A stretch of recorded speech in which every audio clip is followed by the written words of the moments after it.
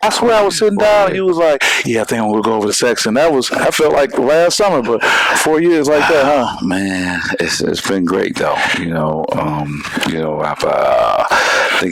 think I've made some progress here.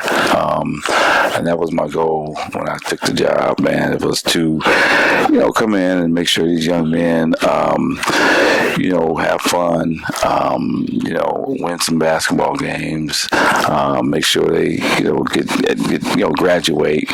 And so I've done that, the last 4 years, 3 years actually, 3.5, going on 4 now. Mm-hmm. And so that's more the most exciting thing for me. Yeah, I'm listening to you when you're coaching the guys up, and I know your experience, ranges from the experience you've had on the highest level, being a state championship team, back in high school with a guy named Irvin that's all over the world. I know that's your guy. Spent a lot of time with Coach Izzo and others, and I just see you filtering all that experience into this moment, especially when you deal with a generation that may not respond well to tough coaching. How you handle that? Well, that's why I talk to them a lot.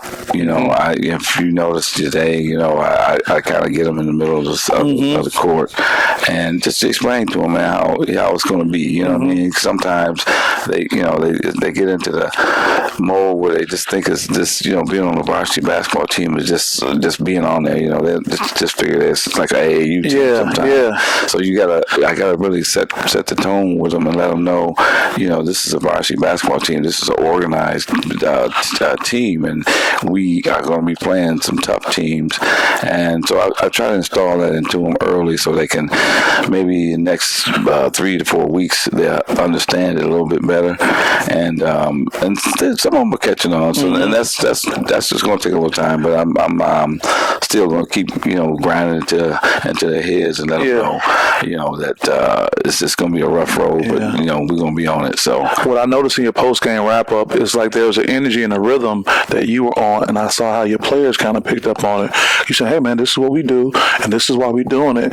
And other than kids just listening, I hear them kind of connected to what's going on. Is that a good assessment about what you think is happening over here? Yes, man, because dealing with high school students, man, it's just it's gratifying because you're giving back a lot of what you've learned over the years, and to let them know that this is going to come and go. I mean, you got 4 years to be here, graduate, and you move on to the next chapter. Right. And so what I try to do is make sure that I can install something in them, and I got this from T.D. Jakes. Okay. I heard him one time say, it's not what you give them, it's what you leave in them. And so I'm trying to do that. You can give them a lot, but to leave something in them, deep down is major. It's awesome, man. So that's my goal, is to make sure I leave something in them when they leave as seniors at Sexton High School. I picked up on that. This last few things, I'm going to let you get out of here. I know you got keys to the Breslin. You walk up in the Breslin like you got keys to the spot. But I hear your players talking about the Breslin, like even before you say it. So you're instilling this expectation in them.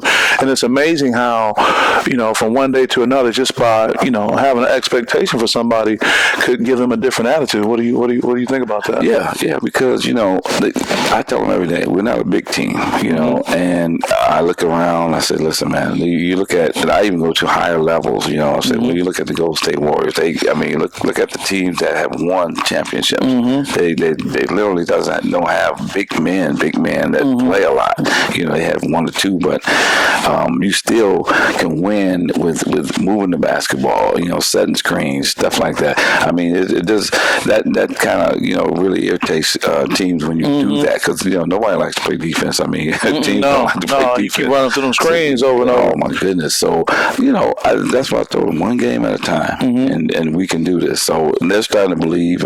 We took a tough one last night out at Oklamas, but it was, we just, I felt like I told the guys it was my fault. You know what I'm saying? Like, I didn't think I had them prepared at yesterday's game, but I told them again, you can believe it's not going to happen again throughout the season. So, we're just moving on day by day, man. Mm-hmm. Making sure that, we do the right thing. And you're doing that. The last thing, the Capital Region Community Foundation has been so gracious to support this nonprofit SPS with a grant to talk about mental toughness and mental health.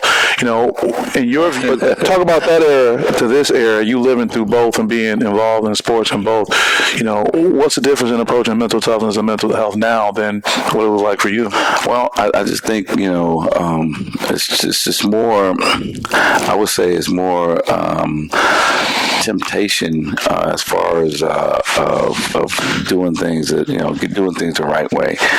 When we came out in '77, we just didn't have a lot of the distractions that they have now. In their hand, in their pockets and stuff, man. And it wasn't, the focus wasn't there.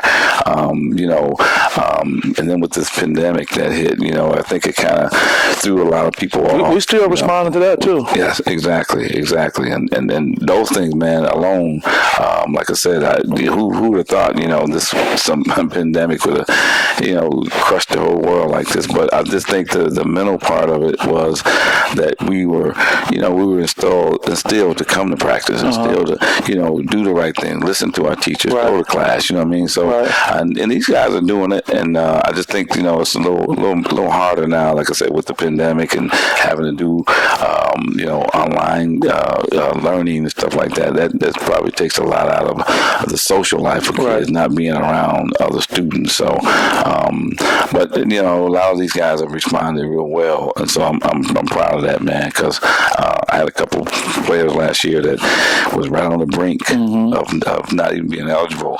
Got in the air, they got eligible. Two of them first team all conference. Wow. So yeah. So it just makes me feel great, man. You should feel great, and I'll tell you, you got the temperament for it. You got the experience, but you got the temperament, and I think these young people are in a great situation with you. Anybody want to shout out before we let you get out of here? Hey, man, just to say, hey, man, everybody just stay safe, man, and enjoy the holidays, and have a good time, and the J-Dubbs will be there. We'll see you out there. Hey, Coach Beard told you to do it like that. Do it like that. My guy all the time. Appreciate you, man. Anytime, man. And I'll just say this on record. When I'm not out recording, I'm going to be back in the spot. I just love just chilling over here. I love the atmosphere. So if you see me up in the corner, it won't be no mic. I'll just be lounging to be a part of the good stuff. Anytime. I appreciate it. I'm going to have to get you some of this J-Dub stuff. I get that J-Dub going on too. I'm with that. You got that money bar fire too. That's right. Represent all the time. Hey, nothing but love. Lindsay Austin with SPS. We'll see you guys next time. Peace.